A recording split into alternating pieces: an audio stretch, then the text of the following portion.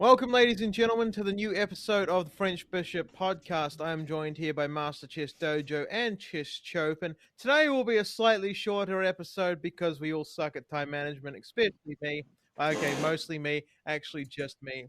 And we'll be covering all the topics of the day, including FIDE'S new policy on, or attempted new policies on transgender athletes, Magnus Carlsen's running with food poisoning, or maybe not, who knows, and everything else in between that we will randomly bring up during the podcast because we forgot exactly what we're doing. Welcome, John. Welcome, Chess Dojo. Welcome, Chess Open. There we go. I got it the second time. Hello. Master Chess Dojo, not to be confused with the Chess Dojo live crew. What do you mean? We got Costier as a guest, John. Oh, but how old is Jesse though? Oh, Jesse, I don't know. He's a bit older. They're all kids to me. They're all kids to me. I knew Jesse as a scholastic player as well, for the most part. But in general, I am very impressed with what is going on in the Cup.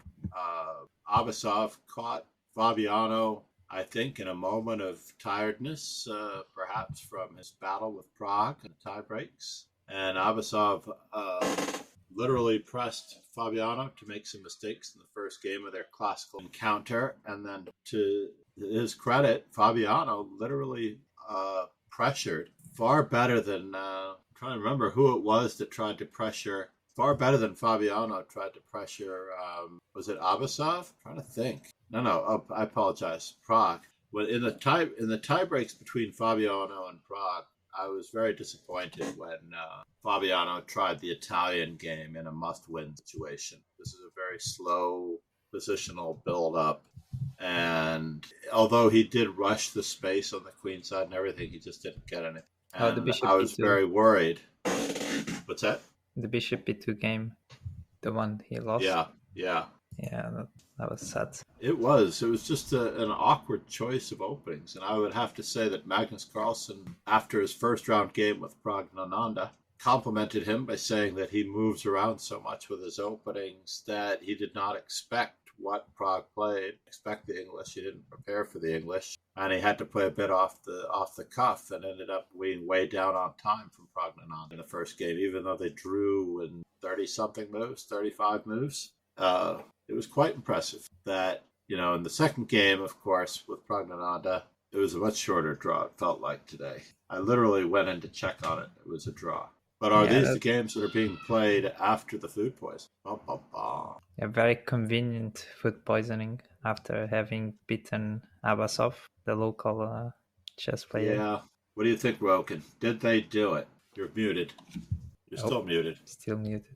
As a person who's You're still muted. As a person who's worked in restaurants, probably not. He probably just has a nice tummy that's used to some herring and meatballs, and he went to the wrong shop, and he was like, "Please, sir, may I please have some more bacon on my very, very, very nice salad here?" And they were like, "What do you mean, dude? This is not the place in the world to get pork." And I don't know. I'm just kidding around, but he probably just had the wrong stomach biome for the local delicacy. That makes more sense. And I've had it.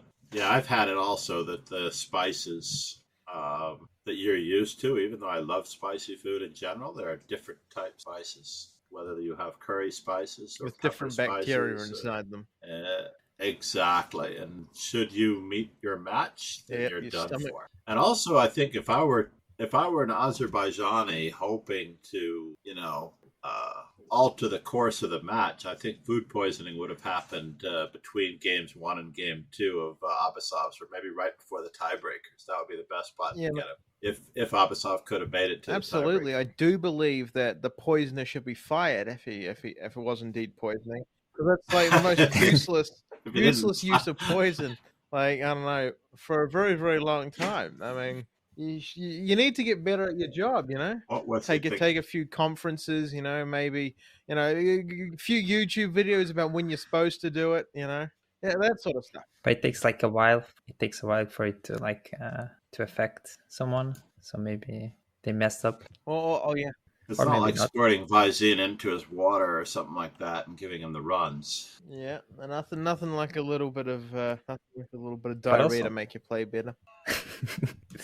but also like Magnus usually has like very like he takes care, and his food usually is like very strict, or used to be like strict. He used to be like on a diet and used to take care of that very well. Like Magnus used, For I many, mean, to me he was considered to be like the most like professional, and he in the sense that he would take very care about his physique, so he would like outplay opponents, not just because he's better, but he's like he won't get tired. Like he would have like incredible stamina, and he will make like no breaks in concentration, and all every.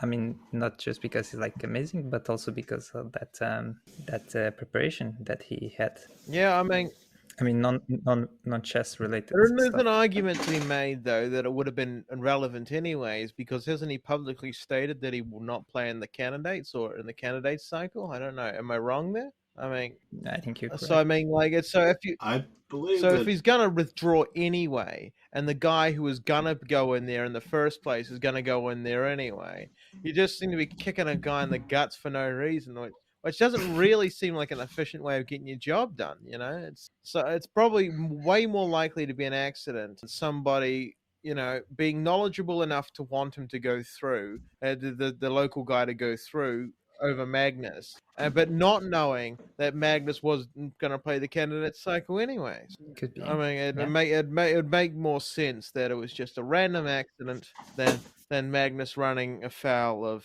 some nutter who doesn't know what's happening. Anyway, Or maybe he I would just say went that to the wrong kebab shop. every time I've had food poisoning, it's usually also involved a bit of stress. Like I remember exam time in university. I had some exam that I was not necessarily so comfortable with, and I immediately went right before the exam and ate something. To be honest, it was probably the last time I think I ever went to McDonald's in my college days, and I ended up in the middle of the exam in the facilities worshiping the porcelain goddess. And I think I was gone for about 15 minutes, and I came back into the room, and the professor, or actually, it wasn't the professor. I'm trying to think of the person that also helps with the examination. Stopped me and asked me what's going on, and I was just like, food poisoning or something. I don't know. I just did something wrong. It's just the greasiness and the stress in yeah, my stomach. your And immune that was system it. was probably compromised. It happens when there's stress. It doesn't fight off infections nearly well enough. It is what it is. Yeah. It happens. It does. Okay. What a snappy podcast. There we, full of intrigue and and interjections about what we're gonna Oh. do next. And Goryachkina won the female section of the World Cup. Goryachkina did win. That was lovely. She came through. Even though I was rooting for the IM, I'm always rooting for the underdog. I live very close to Shea Stadium / Mets Stadium, not the Yankees. I live closer to the Mets, therefore I favor the underdog. Not really, but in general. okay. It's like being an Arsenal fan. Okay. So losing horribly after being predicted to win. Okay, that's okay, sounds all right, I mean, my teams aren't even ever predicted to win. So I mean, there's bonuses there. So what we're gonna do? What's our next little thing to go over here today?